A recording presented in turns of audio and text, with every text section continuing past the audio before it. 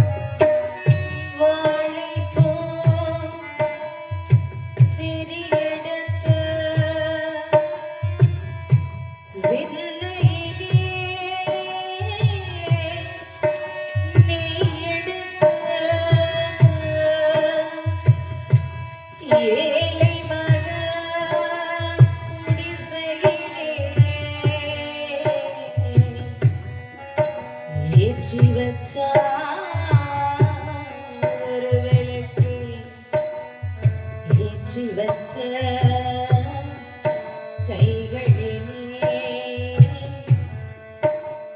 மனச கொடுக்க நெஞ்ச மட்டும் அங்கிருக்க நான் மட்டும் இங்கிருக்க நான் மட்டும் இங்கிருக்க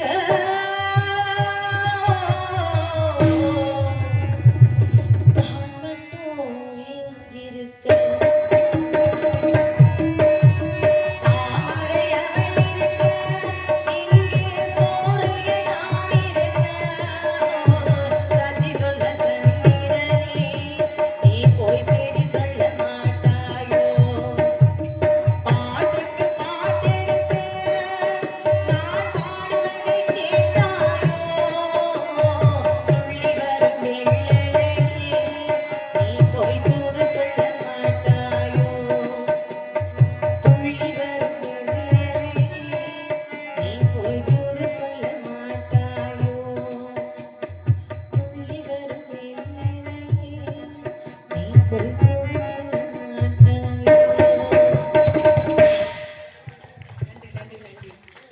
கைத்தட்டிய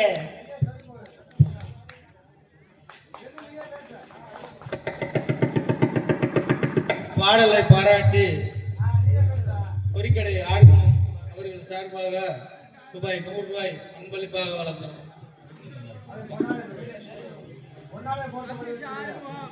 பொன்னாடை போர்த்தப்படுகிறது.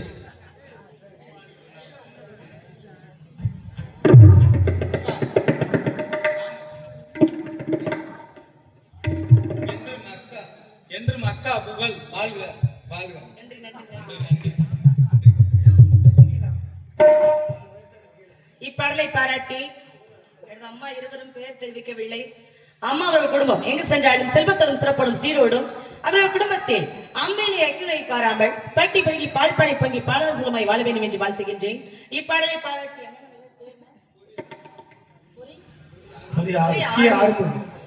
பொறிக்கடை ஆறுமுகம் அண்ணனவர்கள் எனக்காக 100 அன்பில் பளித்திருக்கின்றார்கள். அன்பில் பளித்த அண்ணனவர்கள் குடும்பம் எங்கு சென்றாலும் செல்வத்தோடும் சிறப்போடும் சீரோடும் அவர்கள் குடும்பத்தில் பட்டி பெருகி பால் பனை பங்கி பாலாசுரமாய் வாழ வேண்டும் என்று வாழ்த்துகின்றேன்.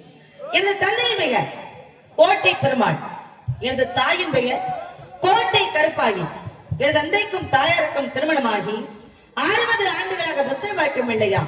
அதன் பிறகு அவர்கள் செய்த புண்ணியத்தாலும் ஜப வலிமையாலும் நாங்கள் 7 பெண் குழந்தைகளும் முறை பிரசவத்தில் பிறந்தோம். நாங்கள் 7 பெண் குழந்தைகளும் ஒரே மாதிரியாக அழகாக இருப்பதால் எங்களை யாரும் பார்த்தால் கண்டிஷ்டப்பட்டுடும் என்று எங்களை அரண்மனைக்குள்ளே வளர்த்து வருகின்றார்கள். நாங்கள் விளையாடுவதற்கு எங்கள் அரண்மனை அருகாமையில் ஓர் நந்த வனம் அமைத்து வைத்திருக்கின்றார்கள். இன்று வெள்ளிக்கிழமை நந்தவனத்தில் விளையாட வேண்டும். எனது தங்கைகளையும் தொழில்களும் நடத்த வேண்டும். அதற்கு முன்பாக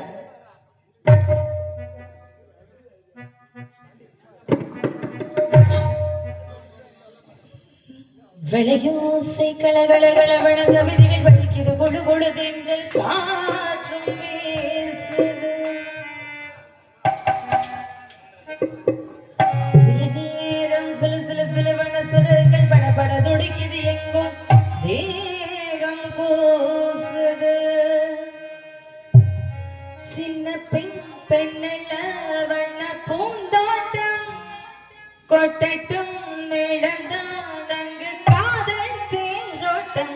விளையோசை கலகலகள வணங்க விதிகள் வலிக்குது கொழு கொழுதென்று காற்றும் வீசுது. சில நேரம் சில சில சிலவன சிறகுகள் படபட துடிக்குது, எங்கும் தேகம் கூசுது. சின்ன பெண்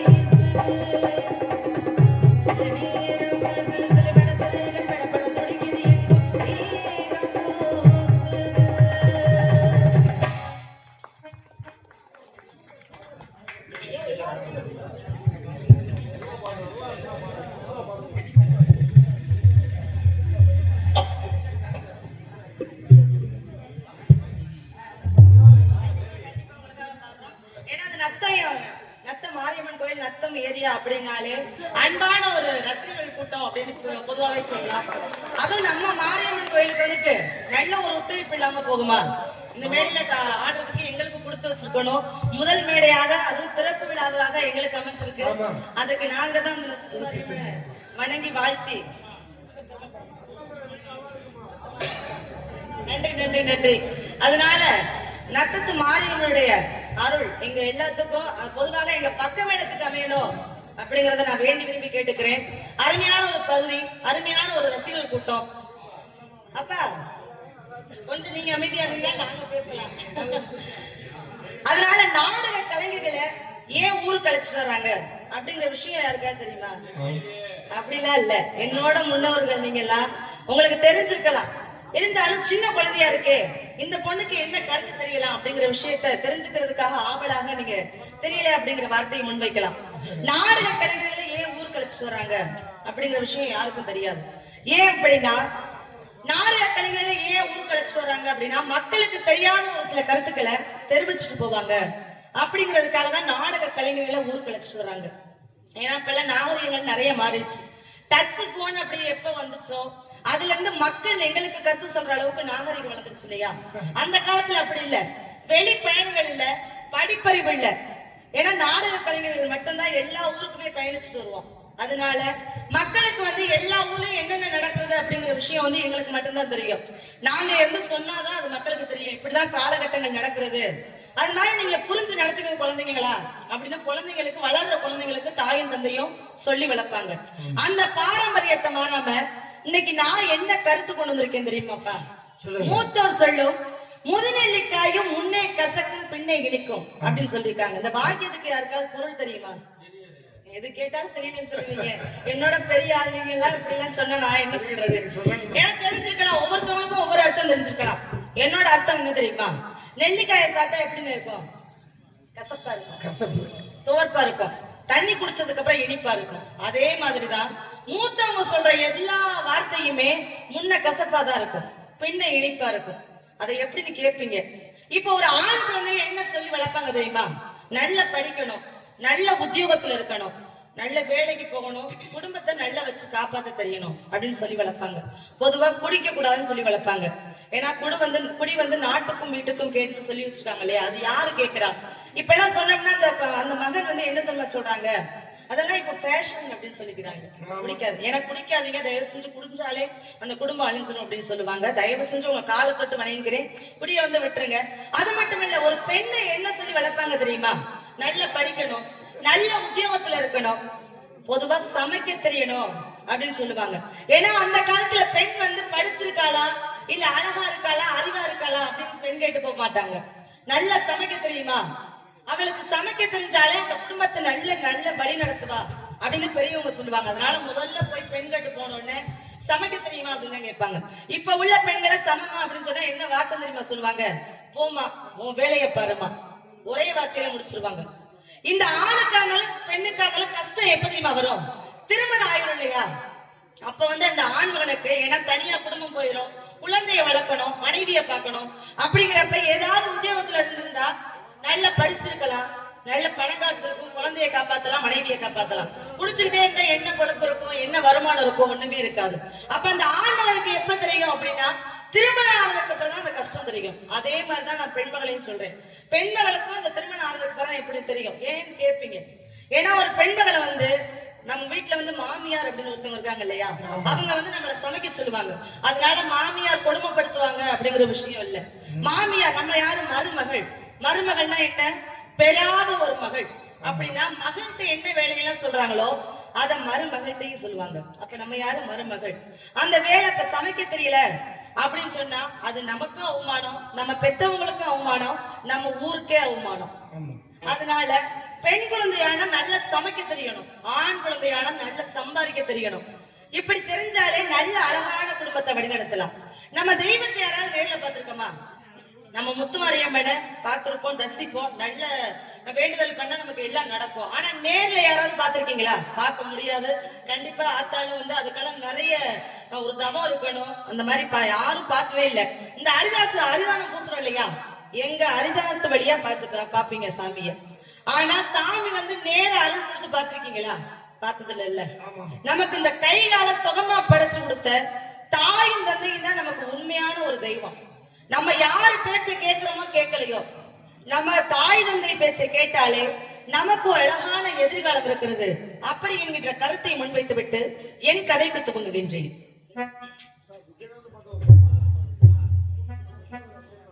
பொட்டு வச்சு தங்க கூடமா உங்களுக்காக ஒரு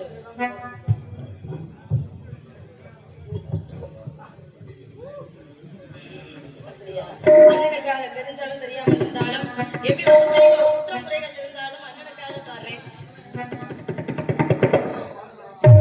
பொட்டு வச்ச தங்க குடம் ஊருக்கு நீ மகுடம், தொட்டு தொட்டு ஒரு சீவரம் ஜோரான தங்கரதம்.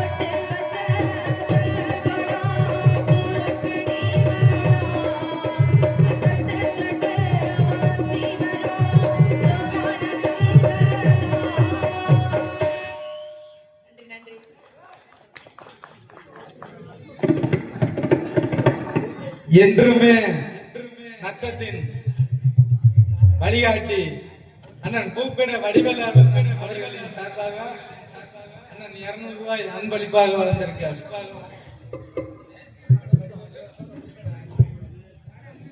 பூக்கடை வடிவேலு, பொறிக்கடை ஆறுமுகம் இருவரும் சேர்ந்து பாடலை பாராட்டி 200 ரூபாய் அன்பளித்திருக்கின்றார்கள். அன்பளித்த அண்ணன்களுக்கு எனது சார்பாகவும் எனது கலைக்குழு சார்பாகவும், ஏன்னா எனக்கு எவ்வளவு கைத்தட்டல் நினைக்கலாம், என்னோட கைத்தட்டல் முழுமையில அவங்களுக்கு தான் போய் சேரும். நாங்க என்றுமே வந்து கேப்டன் வழியில் பூக்கடை வடிவேலு அண்ணன் சார்பாக நன்றி நன்றி நன்றி. என்ற பொழுது பெரிதுவக்கம் தன் மகனை சான்றோன் என கேட்ட தாய், தன் மகனை பெற்ற தாய்க்கு மிக மகிழ்ச்சியா தரும். அதை விட சான்றோர்கள் அவையிலே கல்வி கேள்விகளிலே தேர்ச்சி பெற்று திறம்பட இருக்கிறதை பெரிய மகிழ்ச்சி தரும் சொல்லுவாங்க.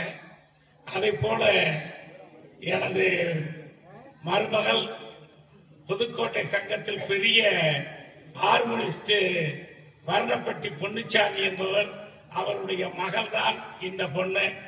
இப்ப மருமகளாக நத்தத்திற்கு வர வேண்டியது கொஞ்சம் தவறிடுச்சு. இருந்தாலும் இப்ப மேடைக்கு நான் கொண்டு வந்து உங்கள் முன் அறிமுகப்படுத்தி இருக்கிறேன். நான் ஒரு ஒரு மாதத்துக்கு முன்னாடி கும்பாபிஷேகம், அப்போதுதான் மருமகள் அங்க பார்த்தேன். இதே இதை அப்படியே இங்க கொண்டு வந்தோம் அப்படின்ட்டு கொண்டு வந்தோம். அங்கே வந்து நாடகம் முடியல, எல்லாருமே இருக்க மாட்டாங்க. ஆனால் அந்த ஊரே அந்த நாடகம் முடிகிற வரையிலும் நாங்க முடிஞ்சிருச்சு போங்கன்னு சொல்றவங்களே ஆள் இருந்தாங்க. அப்படி ஒரு ஊர்ல நல்ல பேர் வாங்கிட்டு வந்தாங்க என் மருமக. அவங்க பாட பாட இங்க ஆசிரியர் வெள்ளச்சாமி அவர்கள், வடிவேலு எல்லாருமே பூரிச்சு போய்கிட்டு இருக்காங்க. நாங்க இந்த மகளை வந்து ஹார்மோனியம் போட்டு அவங்க அப்பா சொல்லி கொடுக்குற நேரம் நான் போறேன், பார்த்துட்டு இருக்கேன். என் பெரிய மகளை விட மாப்பிள்ள சின்ன மகளை நான் உருவாக்கி தருவேன், கவலைப்படாதீங்கன்னாரு. அதை நான் எனக்கு இன்னைக்கு அதை நினைவு இருக்கிறேன். இப்படி ஒரு மருமகளை பெறாமல் விட்டது எங்களுக்கு மனசு ரொம்ப கஷ்டமாக இருக்கிறது. இந்த 100 ரூபாய் என்னுடைய அன்பில் பிழைத்த எனது அருமை மாமா அவர்களுக்கு எனது சார்பாகவும் எனது கலைக்குழு சார்பாகவும் நெஞ்சாத நன்றிகள் இந்த வணக்கத்தை தெரிவித்துக் கொண்டு, ஏன்னா பெண்களுக்கு வந்து எவ்வளவுதான் உலகம் இருந்தாலும் அந்த தந்தை தானே ஒரு அழகான தந்தை அப்படின்னு எடுத்துக்கிட்டாலே, ஏன்னா அந்த தாய் எல்லாருமே சொல்லுவாங்க தாய் தான் பெரிய உலகம், தாய் தான் 10 மாதம் சுமந்து வளர்க்குறாங்க அப்படின்னு நிறைய விஷயம் சொல்லுவாங்க. என்னை பொறுத்த அளவுல தாய் வந்து பெரிய கடவுளே கிடையாது. என்னை பொறுத்த அளவுல தந்தை தான் பெரிய கடவுள். ஏன்னா 10 மாதம் சுமந்து வளர்க்கறது வந்து பெரிய விஷயம் இல்ல. அந்த குழந்தைகள் நல்ல வழியில நடத்தி செல்லணும். ஏன்னா இந்த வழியில போனா முள் பாதை, இந்த வழியில போனா நல்ல பாதை அப்படிங்கறத நடத்தி காமிக்கிறது யாருன்னா தந்தை தானே. எனக்கு தாயும், ஏன்னா குருவை மதிச்சா கோடி காலம் வாழலாம் அப்படின்னு தந்தையுமாகிய குருவுமாகிய அந்த அப்பா வர்ணப்பட்டியை சேர்ந்த ஏபி பொன்னுச்சாமி அவர்கள் முதல்ல நாடகத்துக்கு வர்றதுக்கு முன்னாடி இந்த வார்த்தையை சொல்லிதான் எனக்கு நாடகம் கற்றுக் கொடுத்தாரு. மண்ணை விட்டு சென்றாலும் என் மனதை விட்டு எப்பொழுதுமே செல்ல மாட்டார் அப்படி என்கின்ற கருத்தை முன்வைத்து விட்டு, குயில் பாட்டு வந்ததென்ன இளமானே, அதை கேட்டு செல்வதெங்கே மனம் தானே, இன்று வந்த இன்பம் என்னவோ அதை கண்டு கண்டு இன்பம் பொங்கவோ, கோயிலே போ இனி நான் தானே, இனி உள்ளாரம் அது எழுதாரம், குயில் பாட்டு வந்ததென்ன இளமானே.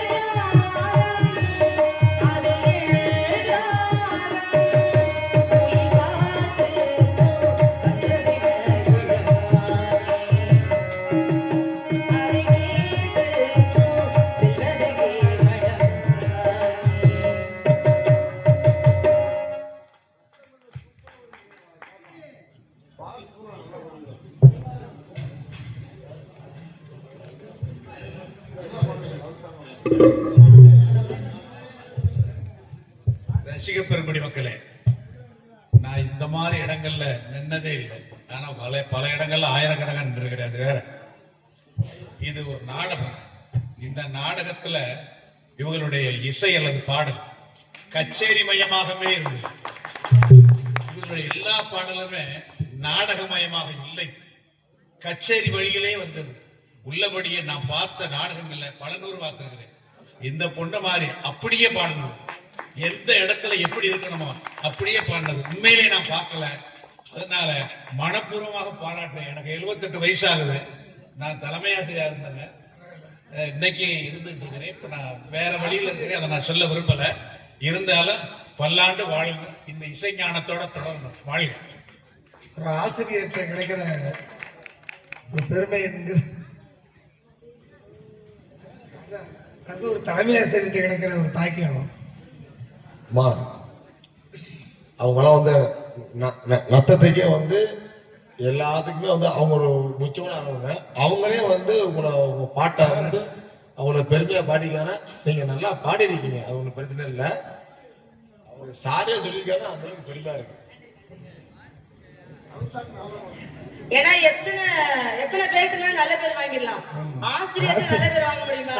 நல்லா நிறைய பேர் பள்ளிக்கூடம் போகையில நிறைய வாத்தியார்ட்ட நான் நாடகத்துக்கு போறதுக்காக காக்கா பிடிப்பேன். ஆனா எந்த வாத்தியாருமே அனுசரிச்சு வரமாட்டாங்க, ஒழுங்கா படிக்கணும் அப்படின்னு தான் சொல்லுவாங்க.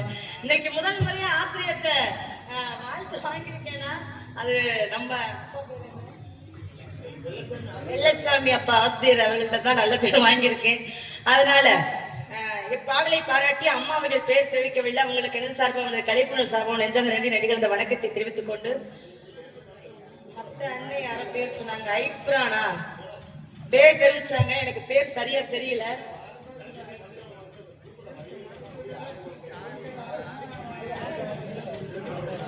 ஒரு நிமிஷம் எனக்கு 200 ரூபாய் ஐப்ரான் அப்பா அவர்கள் எனக்கு அன்பில் பளித்தார்கள். அன்பில் பளித்த அண்ணவர்கள் எங்கு சென்றாலும் செல்வத்தனம் சிறப்பாடும் சீரோடும், எங்கு சென்றாலும் நோய் நொடி இல்லாமல் செல்வாக்கு வாழ வேண்டும் என்று வாழ்த்துகிறேன். இந்த நிகழ்ச்சி நடத்துறவங்க என்ன நான் தான் வேணும் அப்படின்னு வேணும்னே வரதராஜன், ஏன்னா இந்த புகழ் எல்லாமே வரதராஜனுக்கு தான் போய் சேரும். இந்த முத்துமாரியம்மன் கோயில ஆடணும் அப்படிங்கிற கொடுத்து வச்சிருக்கிறதுக்கு முதல் காரணம் வந்து எங்க அப்பா பொறிக்கடை சி ஆறுமுகம். நிறைய பேர் சொல்லலாம், எங்க மாமா அவர்களை சொல்லலாம், வரதராஜன் அண்ணனை சொல்லலாம். இவங்க எல்லாருமே சேர்ந்துதான் இந்த மாரியம்மனுக்கு ஆடணும் அப்படிங்கிற ஒரு நல்ல ஆசை எனக்கு வழங்கினாங்க. அதன் மூலமா எனக்கு மாரியம்மனோட அருள் எனக்கு கிடைக்கணும் அப்படிங்கிற கருத்தை முன்வைக்கப்பட்டு வடிவேலு முருகன் அதான் நிறைய பேர் சொல்லலாம். பூக்கடை வடிவேலா, பூக்கடை வடிவேல், பூக்கடை வடிவேல்.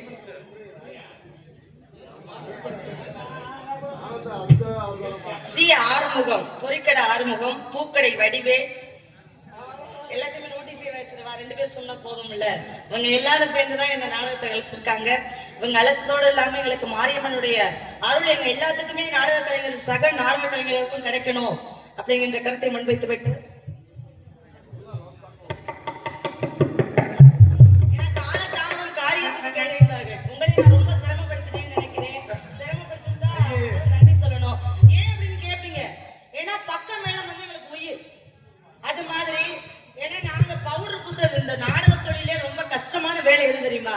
எங்க பக்கம் மேல 4 பேத்துக்கு தான். ஏன் அப்படின்னு கேட்பீங்க, நாங்களாவது கொஞ்சம் பவுடர் பூசுற வரைக்காவது உள்ள வந்திருப்போம். எங்க பக்கம் மேல 4 பேரும் அப்படி இல்லை. 9:30 வந்து எடுத்து வைக்கிறவங்க விடிஞ்சு 6 ஏனாதான் அவங்க அந்த இடத்தை விட்டு போக முடியும், மேடையை விட்டு கீழே இறங்க முடியும். அதனால அவங்களை ரொம்ப சிரமப்படுத்த கூடாது இல்லையா? அதனால உங்களை சிரமப்படுத்தி இருந்தா முதல்ல ரொம்ப பணிவான ஒரே பாடல் உங்களுக்காக. அதுக்கப்புறம் கண்டிப்பா ஏன்னா என்னோட பெரிய கலைஞர்கள்லாம் உள்ள அமர்ந்திருக்காங்க, அவங்களுக்கும் இடம் கொடுக்கணும். கண்டிப்பா கண்டிப்பா. குயிலே கவி குயிலே யார் வரவை தேடுகின்றார்,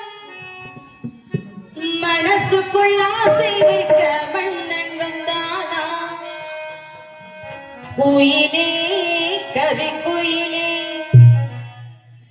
யாரை எண்ணி பாடுகின்றார், உறவுக்கு அர்த்தம் சொல்ல கண்ணன் வந்தானா. உறவுக்கு அர்த்தம் சொல்ல